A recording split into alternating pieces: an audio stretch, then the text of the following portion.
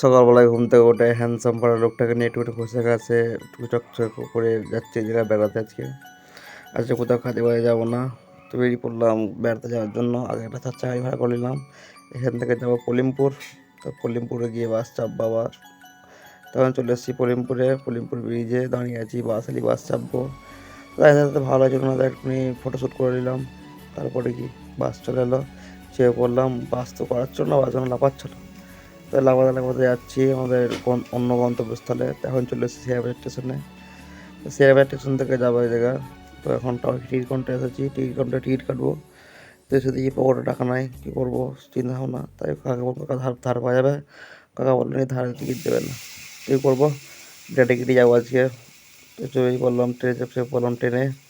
Train থেকে নেমেই দেখি আমাদের টিটি আঙ্কেল বসে আছে, টিকিট চেক করছে। আমি একটু ঘাবড়ে গেলাম, কী করবো, সাইড কেটে বেরিয়ে গেলাম। টিকিট দেখালাম না, টিটি আঙ্কেল আমার মুখটা অন্য দিকে করে নিয়েছিল। যাই হোক, এখন চলে এসেছি স্টেশনে। তো স্টেশনে এই স্টেশনটা কাকা চেনো, কমেন্টে জানাবে। আমি বেরিয়ে পড়লাম আমার অন্য গন্তব্যস্থলের জন্য। এখন চলে এসেছি ওটা কাদাটা, যে শুনে তো কাদা আর কাদা, পড়ে গেলেই হয়ে যাবে কাদা। যাই হোক, ভিডিওটা শেষ করলাম। ভালো লাইক